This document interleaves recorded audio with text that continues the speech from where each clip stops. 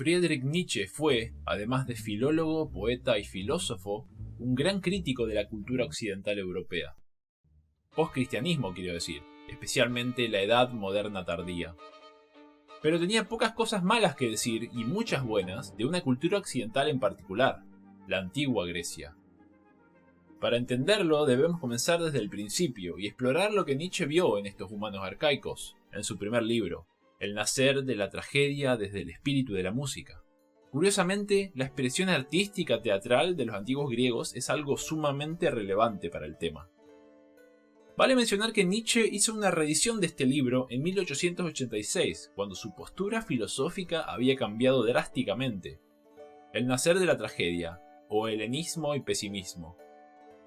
En esta nueva publicación, el filósofo desaprobó muchas de las cosas dichas aquí, especialmente su gran elogio al músico, poeta y dramaturgo Richard Wagner. Por el tiempo en el que El nacer de la tragedia desde el espíritu de la música había sido publicada, en 1872, Nietzsche era un fidedigno seguidor de Arthur Schopenhauer, por lo cual mucha de la metafísica de este último es aplicada al libro. Hay muchos términos acuñados al filósofo alemán: moralidad del esclavo y moralidad del amo, voluntad de poder, el ideal asceta, décadence, ressentiment, eterno retorno, entre otros. Muchos de estos serán explorados en otros videos, pero hoy hablaremos de la dualidad de la antigua Grecia y algo extremadamente importante para entender la filosofía nietzscheana: lo apolíneo y dionisíaco. Esta dicotomía dual está presente en prácticamente toda la filosofía de Nietzsche a porvenir. Nietzsche era un fanático y erudito de la antigua Grecia y valoraba en especial la Grecia presocrática. En este temprano libro, el joven Nietzsche acuña los términos de energía apolínea y energía dionisíaca. Estos dos impulsos, estos valores opuestos, Apolo y Dionisio, encuentran su mayor representación y perfecta expresión en el arte de la antigua Grecia. Porque los griegos antiguos inventaron algo que hoy llamamos tragedia.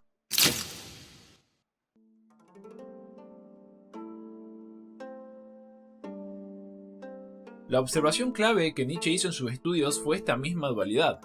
El espíritu creativo se compone de estos dos principios, digamos estos arranques, estos impulsos. Están opuestos entre sí, y de su complejo enfrentamiento de lucha y conciliación, el arte nace. Toda pieza de arte es apolínea en naturaleza, en energía, o dionisíaca, o una mezcla de ambas. Apolo es el dios de la delineación, del raciocinio y la compostura, del orden y de los límites, del individualismo, de la excelencia. El arte apolínea se trata de la separación y representación de los términos, de la moderación, del racionamiento cerebral. Es el arte de las formas concretas. La escultura o la pintura, por ejemplo, son apolíneas.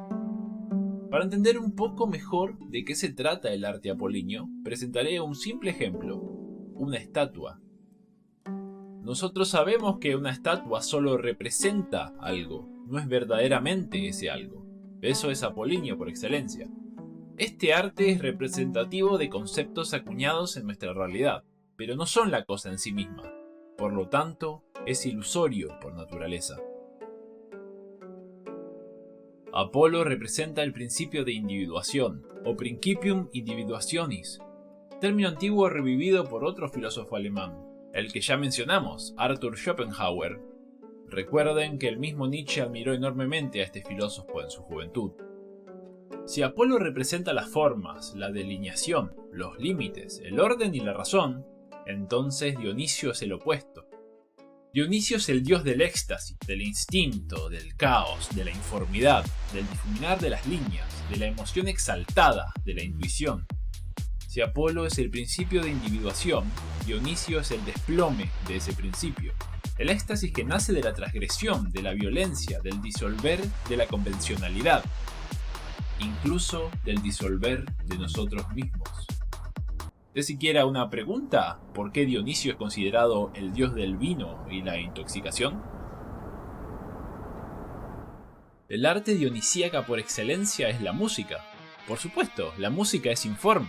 A diferencia de la escultura, la pintura, la literatura o medios similares, La música no es un arte representativa ni tiene un componente espacial, y no es coincidencia que la música suele ser considerada como la más poderosa de las artes.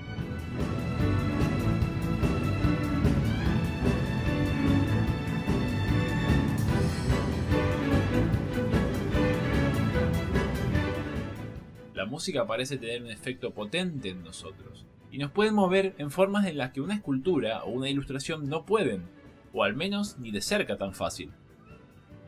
Si bien Nietzsche concede que la poesía, incluso la pintura o escultura, tienen la capacidad de ser dionisíacas, al menos en parte, quiero decir, tienen la capacidad de expresar éxtasis, instinto, emoción y caos, la música es indudablemente el principal canal por el cual Dionisio se mueve. La música carece de forma, carece de representación. La música es un eco de nuestro ser más primitivo e instintivo. El joven Nietzsche, aún discípulo de Schopenhauer, acordó con este último sobre la naturaleza del arte musical, de cómo, según la metafísica de Schopenhauer, es un eco de la voluntad misma. Es importante entender esta dicotomía para entender la tragedia griega.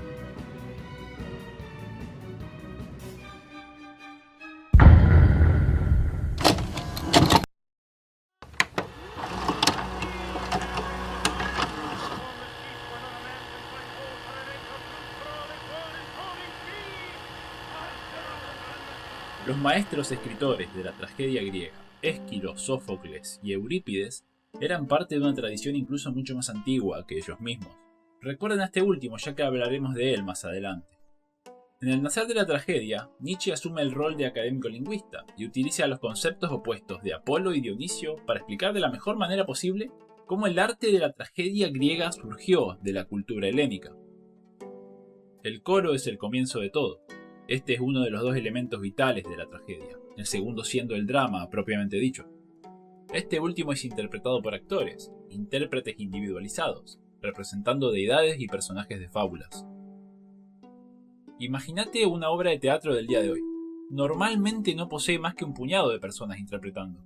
La tragedia griega tenía decenas y decenas, y todas cantaban y bailaban al unísono del drama. De hecho, la música es una idea tardía en muchas obras teatrales de la actualidad, si es que siquiera aparece, pero la tragedia griega empieza con la música, con el coro, y todo elemento que asociamos al teatro hoy en día evolucionaron fuera del coro. Esto es importante para Nietzsche, ya que informa del olvido de Dionisio, como explicaré a continuación.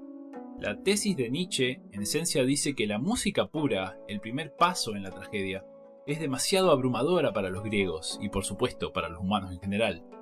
La música es el arte dionisíaca por excelencia, y si la música carece de forma, carece de representación, y si dicha representación es ilusoria, es decir, representa algo, más bien no es ese algo, la conclusión es que la música es un canal directo hacia nosotros. Es la verdad pura, o comunica la verdad pura, sin intermediarios. Una de las verdades que comunica es la definitiva unión del universo. Esta es la razón del por qué la música, como ninguna otra forma de arte, nos permite olvidarnos de nosotros mismos. Es también porque la música es el único arte que podemos disfrutar en grupo de manera unilateral. Imagínate un concierto de rock, este siendo un género musical altamente dionisíaco. Ponete a pensar cómo los fans se mueven acorde a la música, se tocan, se huelen, están hipnotizados por la performance del intérprete, este agente dionisíaco, tocando la guitarra o algún otro instrumento, agitando la cabeza al unísono que el grupo, o en el hincha de fútbol, el hooligan, cantando la canción de su equipo y moviéndose conforme la multitud exaltada.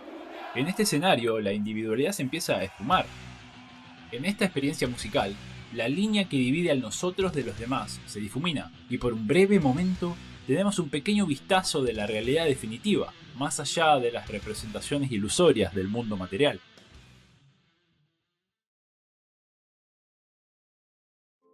Nietzsche propone que la aparición del drama apolíneo, representado por actores, es algo necesario para socorrer la sensibilidad de los griegos de la abrumadora verdad de la música dionisíaca pura.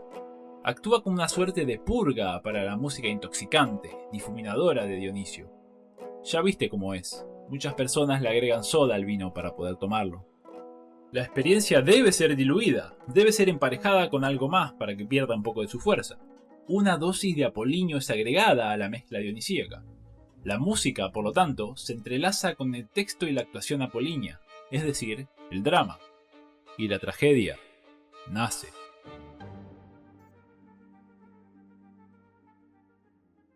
Lo importante a entender es la necesidad de lo apolíneo, de la ilusión a través de la representación, es decir, los actores, el guión, el drama, para filtrar y soportar lo dionisíaco, que es lo puro, lo real, la música y los hechos fehacientes de la tragedia.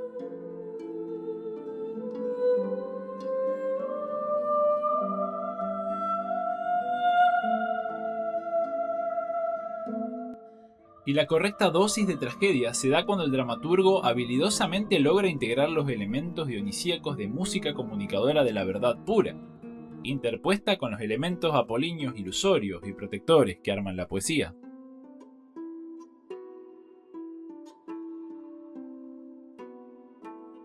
En la interacción de estas fuerzas nace la tragedia. Sin embargo, en algún punto de la cultura griega, este delicado balance se quebró. Según Nietzsche, los griegos cayeron en degeneración, en decadencia. Con el tiempo, en algún momento de su historia, los griegos se volvieron incapaces de emprender en la tragedia de manera correcta. Perdieron cierta fuerza, cierta esencia o vitalidad que los hacía vigorosos y robustos, lo suficiente como para soportar la horrible verdad que la tragedia manifiesta. Se volvieron sedientos por lo apolíneo, cada vez más y más, porque se degeneraron, se debilitaron. Tanto que dejaron de ser capaces de manejar la verdad dionisíaca. Lo apolíneo ilusorio empezó a ganar terreno, y tan pronto como la tragedia se manifestó en perfecta armonía, ésta comenzó a perecer, a morir. Aquí se alude a un término mencionado anteriormente en este video, decadence, o decadencia, degeneración.